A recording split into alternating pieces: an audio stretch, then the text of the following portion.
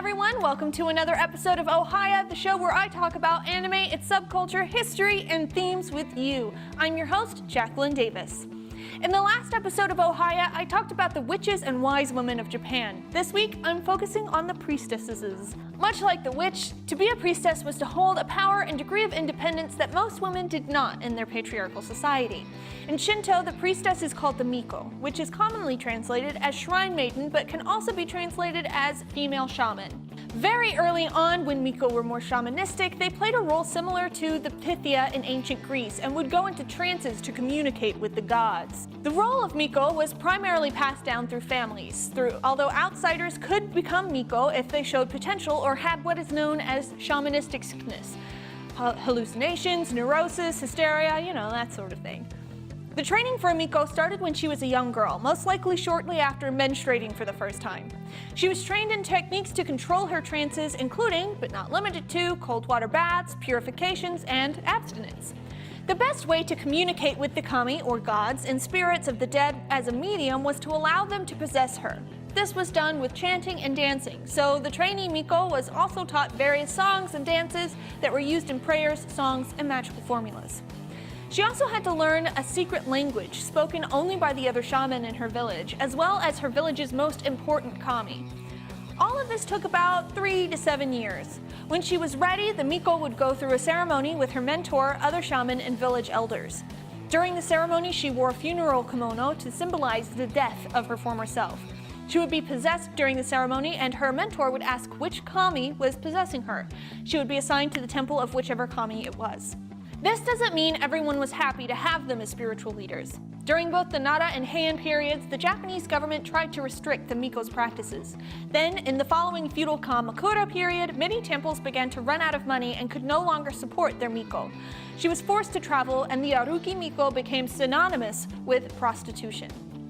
Today, the Miko's practices are no longer followed as strictly as they once were. You can still find a Miko at a temple or shrine of your choice, but they're usually university students working there part-time. They help maintain the temple and sell talismans and perform rituals, but are far removed from their shamanistic ancestors. Miko are often portrayed in anime and Japanese video games today, almost to the point of being a cliché. They don't just exist in female-driven shoujo like Sailor Moon's Rei Hino either. Hamayumi, or sacred bows, and Hamaya, sacred arrows, are an important part of the Miko's religious regalia. However, in feudal Japan, they weren't just for show, as the priestesses could occasionally throw down to protect their shrines. Because of this, they make appearances even in male-driven shonen such as Inuyasha's Kikyo. The Miko's Okinawan sister, the Noro, did not have as easy a time existing until today. In Ryukyu, now known as the Okinawa Prefecture, the women's roles as spiritual advisors are highly respected. The Ryukyuan religion, while influenced by Shinto, Buddhism, and Confucianism, was originally primarily focused on the worship of their ancestors and local spirits. Within the Ryukyuan religion, there was the belief that spiritual power is the domain of women. Therefore, the Kaminchu, or god people, are the Nora and Yuta, both of which can only be female. I spoke more about the Yuta in the previous episode of Ohio. By some accounts, the Noro once held spiritual and political power, much like the Druids.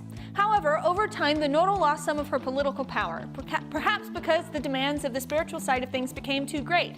Either way, a Noro known as the Kokoe Ogimi was the head of state religion in Ryukyu.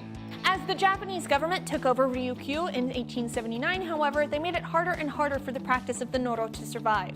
The Ryukyuan religion and temples were absorbed by the Shinto religion, but the Noro were not recognized as part of the Shinto priesthood, and unlike their Miko sisters, they were not protected by the state. Slowly but surely, the Noro lost all of their sources of income. Furthermore, the Battle of Okinawa in World War II scattered the Okinawans all over the place. Today, there are far fewer Noro, however, they are still respected and officiate certain Ryukyuan festivals and ceremonies. They are mostly found in rural Okinawa and near Utaki, or sacred sites. That's all I have time for in this week's episode of Ohio. Have you seen a Miko or Noro ceremony? What did I miss? What should I talk about next? Let me know in the comments down below. And make sure to subscribe to PopNerdTV and check out PopNerdTV.com for articles, reviews, and more. If you want to help support PopNerdTV and get exclusive content, we are also on Patreon and Teespring. I'm your host, Jacqueline Davis. Oh, bye! Yeah. I can't remember the rest. Is there more? Rubber baby buggy bumper. Rubber baby bug. The big black, no, the big blue bug bled, the big black bug bit the big black bear, and the big black bear bled blue blood. Red leather. Yellow leather, red leather, yellow leather.